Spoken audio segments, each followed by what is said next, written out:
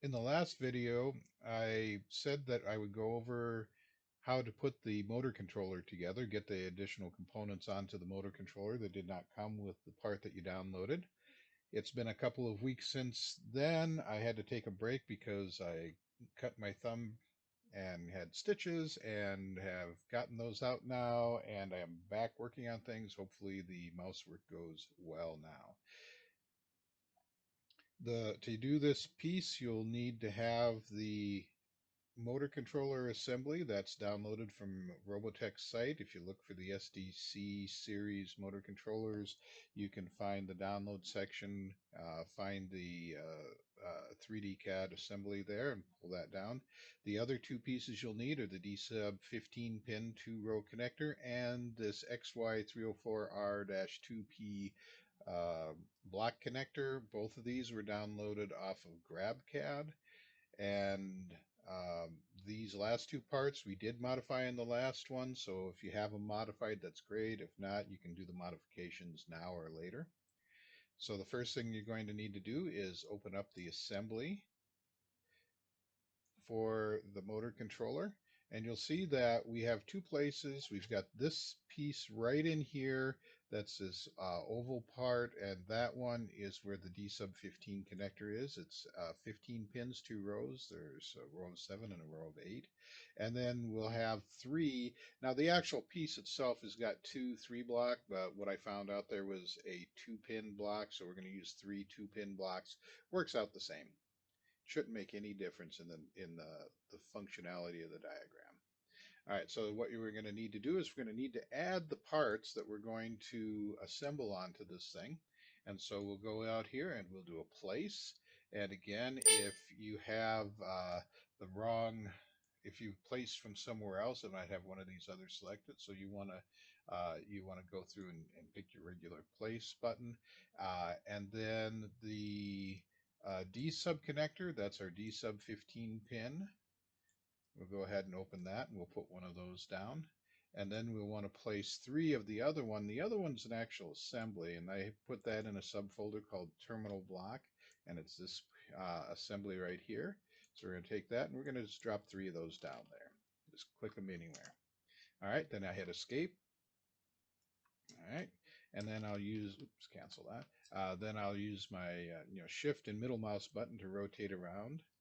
And the first thing I'm going to do is I want to assemble these things into a single block, because those are going to go into a single block and be mounted into there.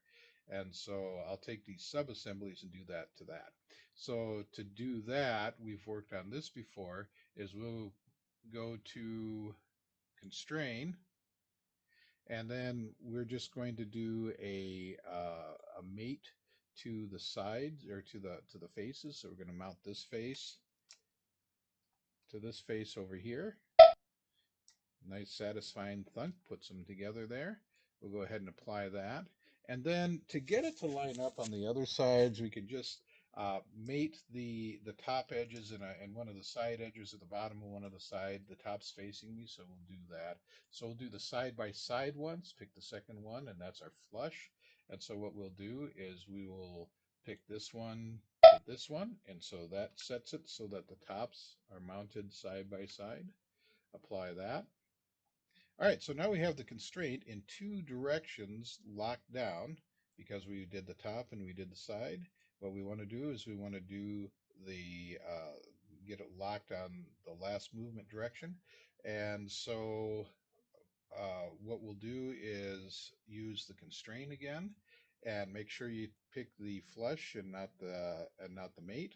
And as long as you pick 2 corresponding uh, sections that are pointing in the same direction. So either this square part around here where you put the wires in, or the flat part up here. Doesn't matter which ones, as long as you pick the ones that are on the same plane, you can link those and apply those. All right. And so that gets those 2 locked together. We can do the same thing with the other one. Make sure that you go to a mate connection for this one to mate the sides of this. And you can mate it like that. And it doesn't look like it's even close, but it's locked those 2 together. We apply that, then we're going to do flush. And I'll just start with this one this time, so it puts those 2 on the same plane. and then we'll put the tops together with another flush connection. And just like that, we have a single 6-pin block. All right. Now, what we're going to do with that is we need to put that 6-pin block into this slot right here. All right, and it actually stands up. If you look at the actual picture of it, the pin block actually stands up a little bit off of the face of that. Right. So what we're going to do with this is we're going to take and we're going to put the bottom of this onto the top of this. Okay, so the bottom of the pin block, or the bottom of the wire block, to the top of the base of the motor controller. All right, so we're going to do the same thing again. We're using mates, and make sure you pick the mate selection and not the uh, uh, uh, and not the flush connection. And so just pick the bottom of this. Make sure you're picking the actual bottom part. It doesn't matter which of the ones you pick. Just grab that, and then we're going to put it down here, but then we're going to make some adjustments. So we're going to put it down here, and then what we're going to do is we're going to offset that a little bit. All right, so if we say offset it by about 2.5 millimeters. All right, let's see how far that puts it up there. So that raises it up a little bit, and that is fairly accurate to it because there's a circuit board in there, right? And so we'll go ahead and apply that, and that gets it at the right height in there. And then the next thing that we'll want to do is it's actually flush with the edge of this board. So we'll do a flush connection, and this time it does make a difference. So we'll take the front part of that and the front part of this, okay, and that sets it so you see that right there, they're lined up. We'll apply that.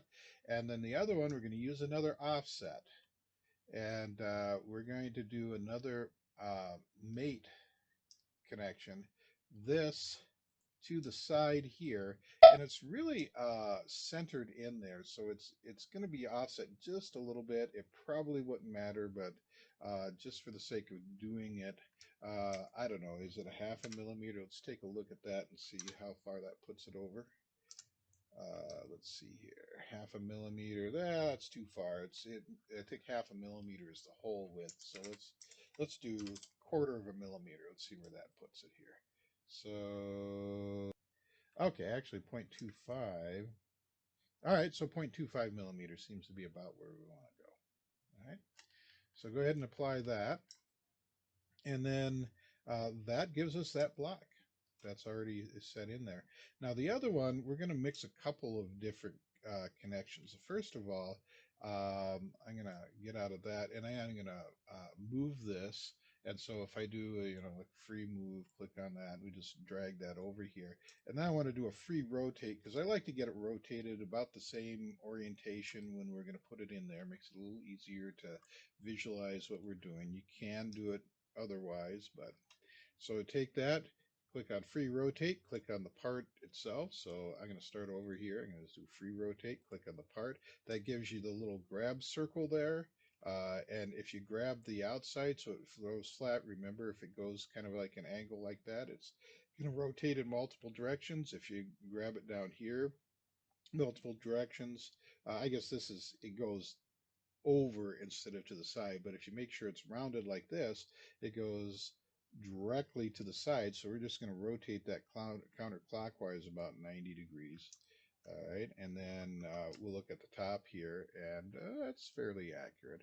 I'm going to take it and drag it just a little bit to the right here, just kind of line it up a little bit. All right, so that gives us approximately the angle of that. Now what I'm going to do is I'm going to mount the top of this part here, the top of the mounting bracket on the D sub connector. I'm going to mount it to the underside of the outside case. So the first thing I want to do here is I want to get this plate lined up with the bottom of that. So I'm going to do a constraint.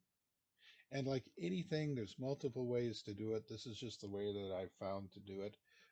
If you find other ways, great, use that.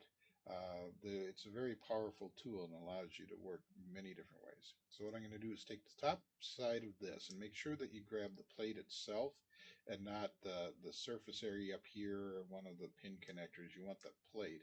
And make sure when you go here, you're kind of angling through so you can see the, the bottom plate here. And so we want to match that up there so that you're matching the top of that to the bottom of that.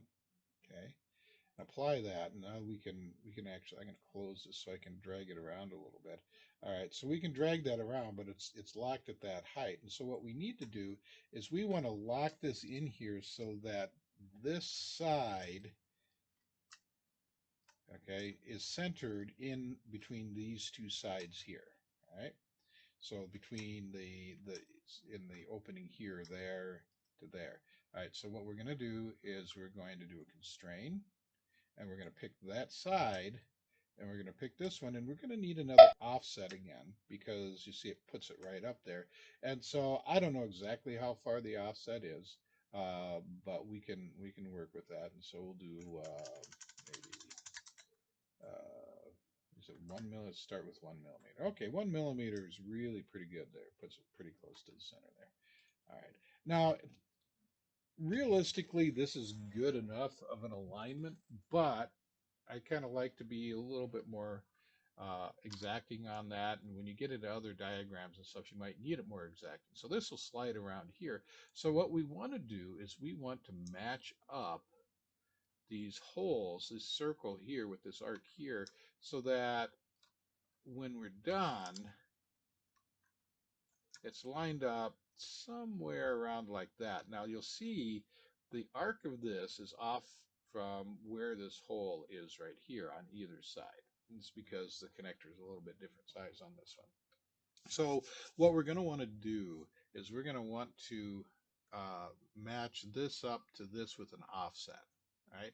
So to do that, we can't just use the hole insert uh, function like we did before. What we can do though is we can use a tangent function to get those to connect.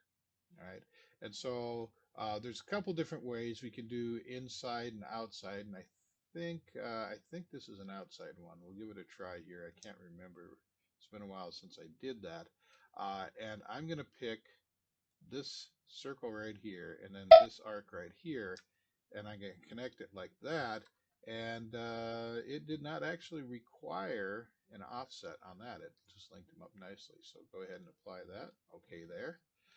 And then move it all around. Oh, for some reason that's not connected there. Let's undo that.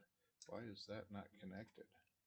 That must be an issue with the original assembly drawing. So okay, well, as long as we're doing stuff here, let's fix that. That was unexpected. Let's see here. Or is it? Yeah, there it is. Okay. So what we're going to do is we're going to put the cap back on that. And let's see how that mounts up. I guess we've got these mounting holes right here. So the first thing I'm going to do is I'm going to line up those mounting holes. So I'm going to do a constraint, and I'm going to do an insert here opposed, and I'm going to pick this hole here to this right here. I'm going to apply that, and then I'm going to go to the opposite corner. We'll swing this. I think we can swing this out, or can we swing this out? What are we moving here? Is it possible that hooked everything up? Well, actually, that's apparently all it needed. I just mounted that thing down there. So, all right. Now our part's all set. I can't move it in any direction. Something or other there is constrained to the uh, to the to the geometry so that it can't be moved around. So it's just set solid, but nothing moves, so we're good. All right, that's it for this week. And what I'm going to do is I'm going to start into a weekly process, and next week we're going to start into more basic stuff, doing parts.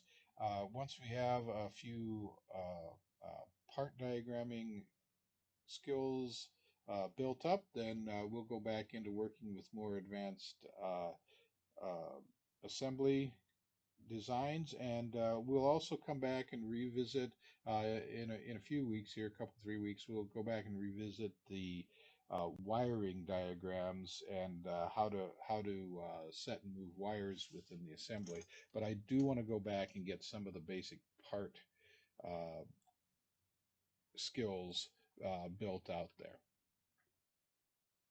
And as always, don't forget to save your work and experiment, play with it, have fun.